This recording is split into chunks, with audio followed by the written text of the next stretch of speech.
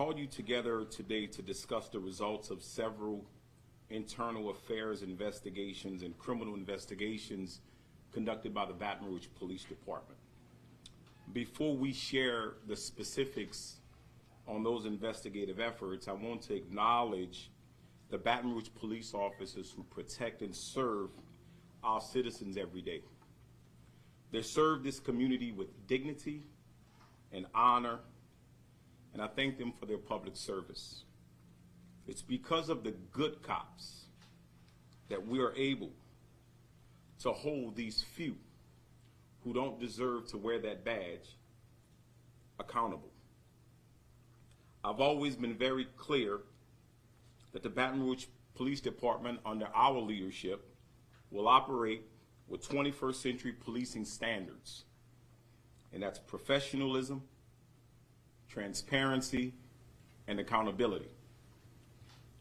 Over the past few months, we've received numerous requests from media outlets, public records requests, as well as requests for comments concerning several of the investigations we're going to talk about today.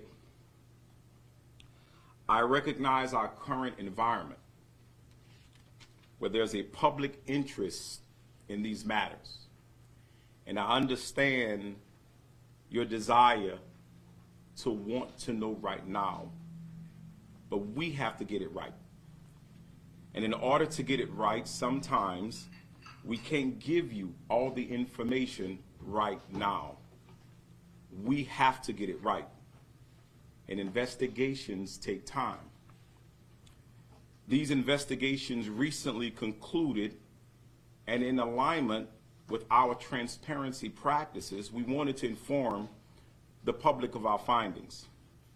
What you will hear today is the fulfillment of those standards.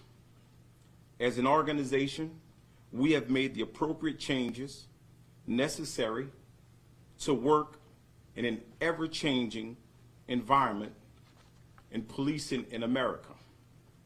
And our citizens and our officers deserve nothing less. I will now turn it over to Deputy Chief Myron Daniels to share the details of the investigations initiated and carried out by Baton Rouge police officers. Deputy Chief Daniels. Thank you. Good evening, all. As the Chief stated, my name is Deputy Chief Myron Daniels, and I am the Chief of Staff for the Baton Rouge Police Department. I am going to go over a brief overview, or present a brief overview of several cases that resulted in us being here today. The first is a case that actually started on April 25th of 2022. At that time, the department was notified by a supervising officer that former BRPD Corporal Billy Mattingly was arrested by the Denham Springs Police Department. The investigation revealed that on February the 16th of this year, a Walmart employee observed then Corporal Mattingly placing stickers for lower priced items on higher priced items and proceeding to the self-checkout scanner. He then scanned the swap barcodes and proceeded to exit the store. Once he passed all points of sale, he was confronted by a Walmart employee.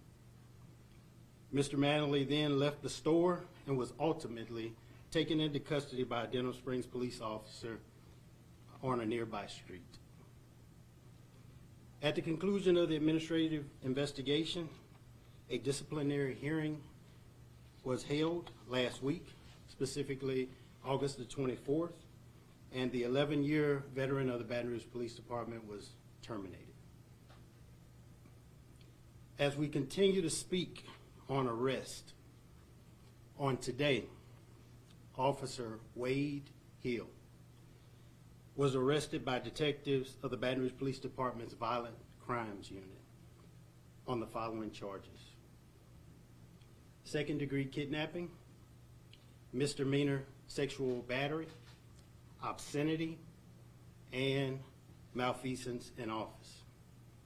Officer Hill has been with the department since December 7th, 2020, and he is currently assigned to the 3rd District Precinct of the Uniform Patrol Division. Since learning of this incident, he has been and will remain on administrative leave until a disciplinary hearing can be convened. The circumstances of following this arrest are as follows.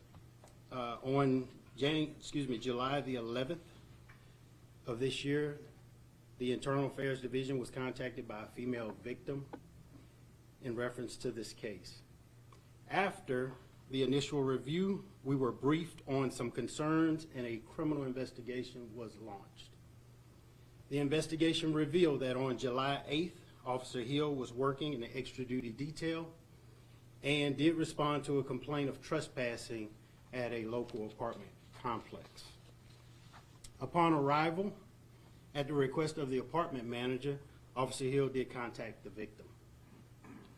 She was eventually handcuffed and secured in the backseat of the officer's police cruiser. Officer Hill then drove the victim from the apartment complex to his residence. There, the still handcuffed victim was transferred from the marked police cruiser to Mr. Hill's personal vehicle. He then transported the handcuffed victim to several locations in his personal vehicle before finally coming to a location of an apartment complex on Highland Road. It was at that time the victim did note that throughout the transport she was touched on her buttocks and several sexual comments made toward her. Once at this apartment complex, Officer Hill removed the handcuffs and the two walked to an empty apartment, which was later determined to be assigned to Mr. Hill. While in the apartment, the victim stated that Mr. Hill masturbated in front of her before the two left the residence. The victim requested and was dropped off at a business on Highland Road where she was able to contact someone to pick her up. The investigators in this case was able to obtain video surveillance, body-worn camera footage, GPS data, and other records to corroborate the victim's allegations. A warrant for Mr. Hill's arrest was secured, and he has been booked into the parish prison on those charges. On today as well, a second arrest was made. It involved a former BRPD officer, one Richmond Barrow. Detectives of the Baton Rouge Police Department booked Mr. Barrow on the following charges: obstruction of justice and malfeasance in office. Mr. Barrow joined the Baton Rouge Police Department on January 8th of 2018 and spent the last 4.5 years assigned to the Uniform Patrol Division. The circumstances that led to his arrest are as follows. In June of this year, allegations were brought forth that the then officer had been leaking confidential and law enforcement sensitive information to individuals involved in criminal activity. Immediately, criminal and administrative investigations were launched, and Mr. Barrow was placed on administrative leave. During the course of the investigation, Mr. Barrow was alleged to have allowed non-law enforcement personnel to view body-worn camera footage from previous police encounters, to have shared investigative and surveillance reports with a subject arrested in a felony case, photographed a police database system that contained sensitive information regarding a shooting and shared it with friends via group text, offered to inform a subject who was under investigation for drug distribution of the identity of the confidential informant used in the case for the exchange of money. He's alleged to have photographed an arrestee while in police custody and shared the photo again with family and friends through a text thread. And alerted subjects on several high-risk warrants targeting suspected drug dealing. Our investigators were able to locate evidence to substantiate the aforementioned charges. Some of the evidence included seizure of cell phones, forensic data analysis, personal records, and other testimony. A warrant was secured for the arrest of Mr. Barrow, and he was in fact transported and booked into the East Baton Rouge Parish Prison. For clarity, as of yesterday, Mr. Barrow was on leave pending the outcome of an administrative investigation. However, Richmond Barrow submitted his letter of resignation to end his employment with the Baton Rouge Police Department just hours before his Laudermill hearing, which was scheduled for 1 p.m. on that date. In the spirit of transparency, the investigation of Mr. Barrow was not the only former BRPD officer investigated for leaking confidential and law enforcement sensitive information. This second investigation of this type occurred within the last few months as well.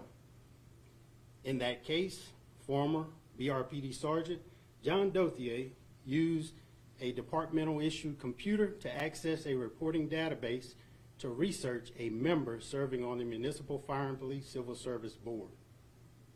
Within 2 to 3 days of accessing those files, negative, inaccurate, public writings began to appear, attacking the character and reputation of the appointed citizen. During the course of this investigation, the investigator became even more concerned after learning of communications between the former officer and another person within the criminal justice system. When it was discovered that the other person provided Mr. Dothier access to a non-departmental database, Internal Affairs attempted to determine the reasons access was granted, as well as the information searched. We were much taken aback to learn that the requested audit was unable to be provided. We are in the final stages of completing this investigation, but what is even more concerning is the possibility that others who are in respected influential positions may have conspired in the process. Just as Mr. Barrow did in his case, John Dothier also, while on administrative leave, retired prior to the completion of the internal investigation and a Laudermill hearing. To the citizens of Baton Rouge, public trust is something that is paramount to our success as a police department as well as a city. Trust is a critical component for any relationship. The leadership of this department is committed to trust and accountability. The actions taken today are not easy, but they were necessary. It should also be a reminder that we have consistently held our own accountable to include not just discipline and terminations, but we have also arrested in cases that were warranted. In closing, the Baton Rouge Police Department consists of criminal justice professionals who have proven themselves as dedicated public servants. Our department supports the community, and this community has and continues to support us. As I always say, we are one. Chief. Thank you, Mark. What you just heard should upset you. Former officers behaving in such a way, committing crimes, is a violation of the public's trust. It erodes the faith of our community, and that's why we must take corrective action and restore that trust. And that's what we have done. BRPD officers initiated these investigations, worked through the criminal process, the administrative process, and finally brought these men to justice. That's accountability, and we are committed to it. No one is above the law, and those who commit crimes should be held accountable. no matter who you are. I will end by thanking the more than 750 Baton Rouge Police Department personnel.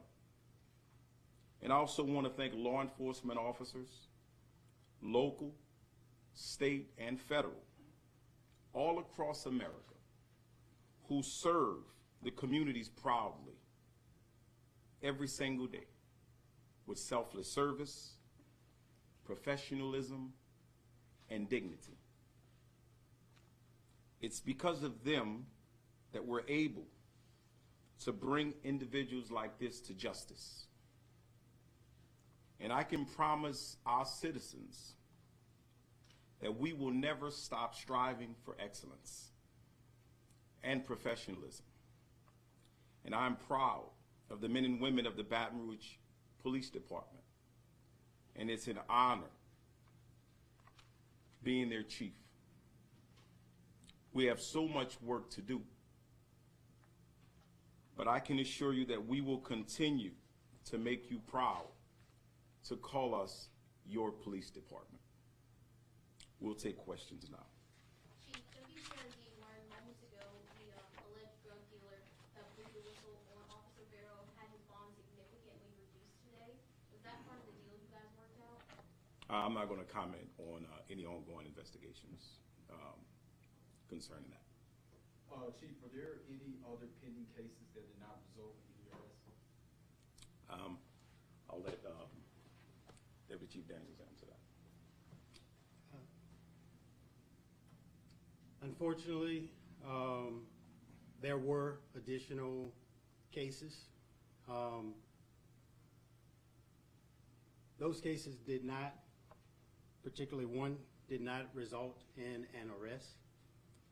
The allegation was brought forth by a very concerned law enforcement officer, informing the Baton Rouge Police Department that comments were made that if they were to see the chief visiting a certain social establishment, to call and notify him so that an arrest or traffic stop can be made on the chief. Alarming is the only way that I can tell you.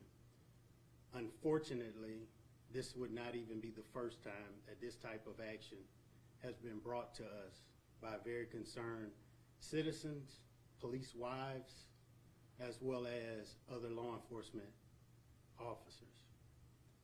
But just to think that someone would purposely target anyone, it should by itself tear you up on the inside.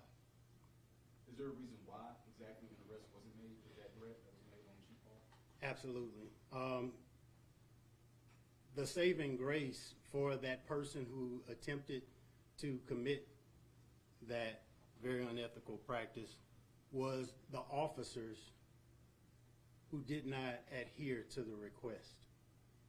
We have very good police officers who do everything they can the right way.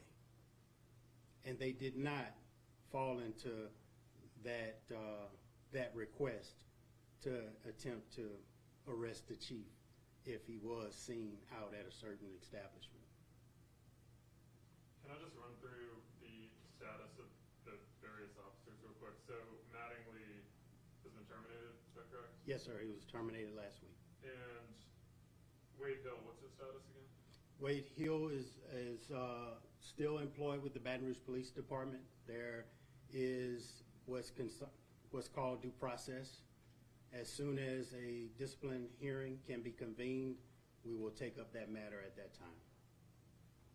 And Barrow has resigned. Yes, sir. And John Dothier's retired. Yes, sir. That's right. What was the decision? What was the process for deciding, that Hill would remain on admin leave while an officer like Mattingly is fired? Like, what are the differences that y'all take into account there? Actually, exactly what we described. That Laudermill hearing that's afforded to officers has to occur.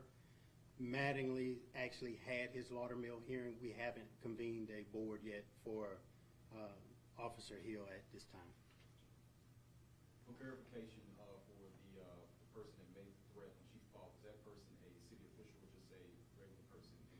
It is and was now retired Sergeant John Dothier.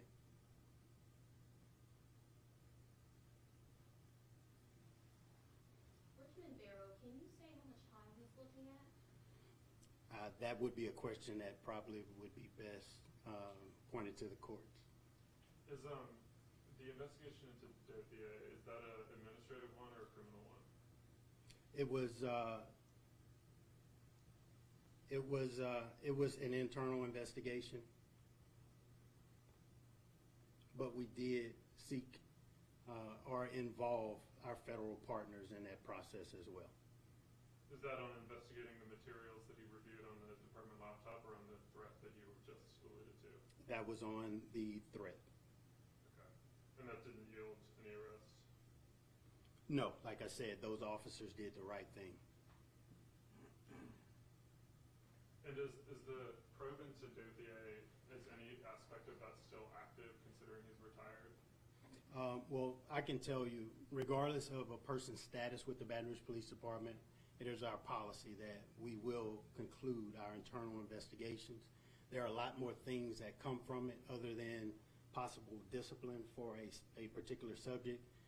It's a great tool for us to analyze our own practices as well as maybe harden some things that we have in place.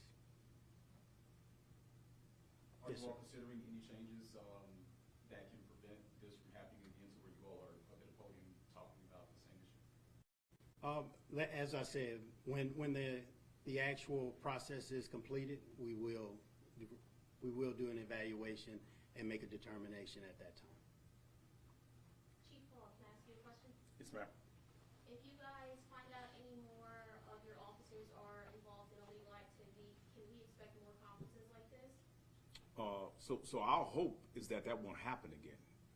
We've been very consistent since we have been put in these positions. We're only talking about a very few officers. And I think it's important to note that these cases are worked by Baton Rouge police officers. Nobody wants anyone around them who's going to make our profession look bad. We talked about transparency, we talk about integrity, and our Baton Rouge police officers are demonstrating that every day. So we don't believe that that's the case. However, we have an obligation and a duty, if anything is presented to us, to investigate it. And look, I really hat goes off to the men and women of this police department. Most of the complaints that come in, we address it through coaching, mentoring, and training. Counseling doesn't get to this level. And we're seeing that every day, right, where our police officers, our supervisors are holding each other accountable. And when we see officers who call the line, we are getting notified. And that's how we are able to initiate these type of investigations. So I'm proud of the men and women of this police department. One last question, please. Are you worried about the reception of BRPD right now from the public, given this information you all have given out today? No, I think it's about accountability. I hope what the public see is that we can hold each other accountable. I think what the public sees is that the Baton Rouge Police Department, when we receive the information, we investigate it. Our internal affairs commander is here. He's doing a great job of running our division. And I hope they see that we are in alignment with best practices that are around the country. And let me be clear. I hope they also know that those individuals that we arrested today don't represent us. They don't share the values. That's why they were held accountable. And I hope they see that they can continue to trust us and know that we can police ourselves as a police agency. Mr. Daniels, I'm sorry, I kind of missed the details of the threat that you described earlier. Would you mind running over that one more time just so everyone is clear on what that was? Yes. So a very concerned law enforcement officer brought it to our attention that there was communication that if then Sergeant Dothier,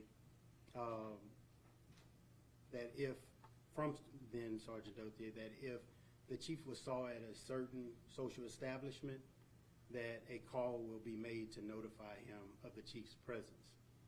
That call was for him to show up and to pull the chief over, and what could only be understood as to effect an arrest on the chief. So this was while John Dothier was still an officer? Yes, sir, it was. Okay. All right, y'all, we appreciate it. Thank you for your time.